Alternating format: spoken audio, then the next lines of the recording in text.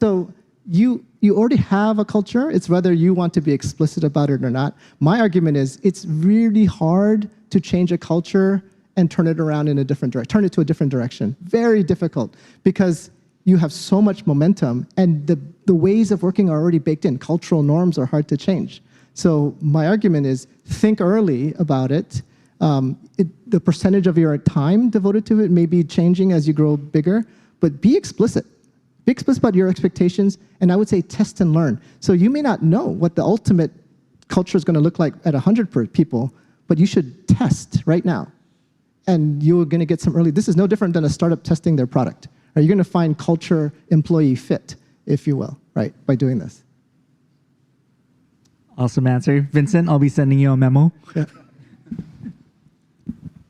Hi, my name is Anthony Martin. I'm at Pacific Realty. We have a really good culture right now, I feel, and we are guarding it with our lives. Yep. And for future challenges, how would you recommend preventing the culture from breaking? Right. So again, I'm going to stray away from good versus bad culture, but it's a culture you like, right? Obviously, it, and yeah. you love it. And I bet you love it because it's consistent. Mm-hmm. It's highly consistent, right? Yeah. The CEO doesn't act any differently based on the culture than the new employee who comes in. Yeah. And that typically is the pattern. It's the consistency that you love.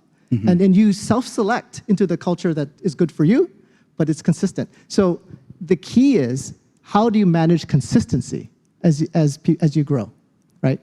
And when little deviations happen, I call it, it's cultural debt, right? So the cultural debt is a gap between what you say and what you do. And if that gap grows, that's culture debt. And that at some point it becomes so big that we say, we don't even listen to what we say anymore. We just know what we do. And so every time the CEO says something, it's like, yeah, he or she says that, but we actually do this. That's when you know you're kind of like, it's too far. So it's like a attention to detail on that gap. That's it. It's a very detailed maintenance, if you will. If you start to deviate what you say from what you do, and by the way, if what you say is outdated and you want to, the real thing is we should do this, change what you say. Do not let that gap grow. That's one of the secrets. Maybe you can double click maybe on, usually when a lot of these issues happen is when teams are scaling up. So hiring, like that kind of thing, right? Adding new people into the mix, making sure there's consistency across the board. I think that's probably one of the most powerful mechanisms Amazon has developed is really the bar raiser program. For sure. Do you mind quickly kind of talking about the hiring philosophy and then also the point of the bar raiser program? Yeah, look, and again, I rewind back to 20,000 employees. It felt like, gosh, highly consistent culture. It was everywhere. How did we do it? It was because we were so rigorous with this hiring process, and we looked at values. Like you hired for values.